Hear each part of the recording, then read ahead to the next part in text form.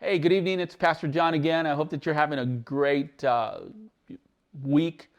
Well, we're on Thursday here, and we're going to actually be in Thursday on our little mini series here of the last week of Jesus Christ. And again, we've had a great time just going through the scriptures, right? Using the book of Matthew just to let us know what was going on, what happened on Sunday, Jesus' triumphal entry into Jerusalem, and then on Monday and on Tuesday and on Wednesday. And if you've missed any of those days, you can go back and see them on our Facebook feed or on our YouTube channel. And I hope that they'll be a blessing to you as we walk through this last week of Jesus, right, leading up to Resurrection Sunday. But I want you to know that the Thursday prior to Jesus' crucifixion fills many pages in the Scripture. And it begins with John and Peter securing the upper room. And there, Jesus washes his disciples' feet, explaining he is there to make them clean. And as they begin to eat, Jesus announces one of them is about to betray him. And imagine being in that room where each wonders if he means them. Then he dispatches Judas to do what he intends to do. Now, during the Last Supper, Jesus sets apart the Passover bread and cup and reassigns, or should I say, he better perfects their meaning. The bread is his body, the cup his blood. And the meal will no longer remind them of God's deliverance primarily from the external tyranny of Pharaoh, but from the eternal tyranny of their own guilt and sin against God. One beautiful thing here is that Jesus prays for his friends and those who will come to know him through them, that his Father would make them one. And then Jesus and his friends leave for the Mount of Olives to pray. But he isn't there only to pray. He is also there to wait. And soon a line of torches snake their way toward him in the darkness. And this is what he has been waiting for. And again, if you'd like to read what some of the other accounts and through the Last Supper and so forth, you can find that Matthew 26:17 through 75. Tonight, what I'm going to do is I am going to concentrate starting in verse 47. Again, it's Matthew 26. And my Bible here, it's titled, Jesus is Betrayed and Arrested.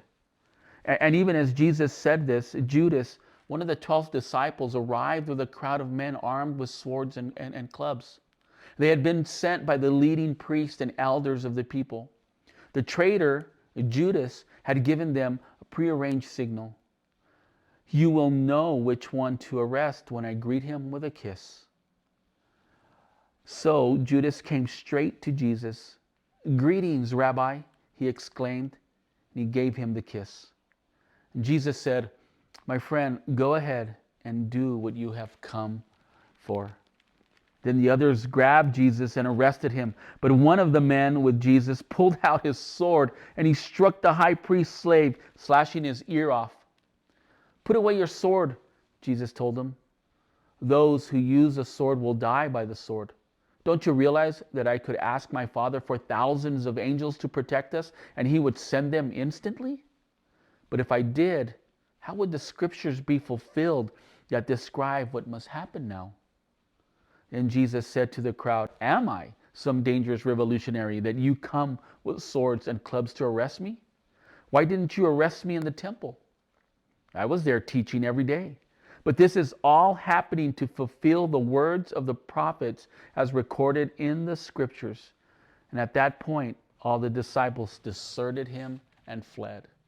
Listen, folks, one of the things that I want to emphasize is obviously Jesus is fulfilling his mission, and it's starting now with his arrest, right? But remember back on Palm Sunday? I don't know if you know, or remember how the people were shouting, Hosanna, Hosanna, which means save us, save me, save us. And see, they had a picture of a king. They had a picture of someone that was going to come and free them, but not in the way that Jesus came. I love it here because as Peter is trying to defend Jesus and cuts this guy's ear off, Jesus heals the guy's ear.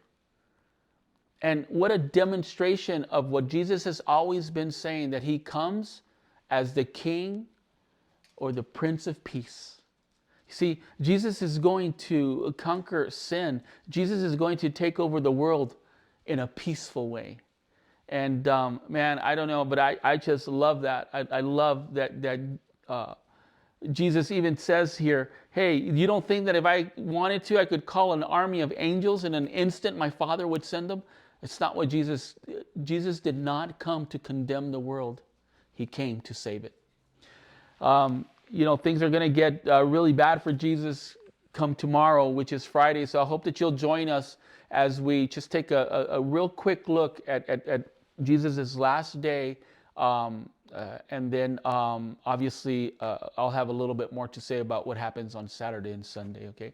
Thank you so much for joining us today. I hope that you have a great rest of your evening, and I'm just praying that I'll see you tomorrow. Thank you.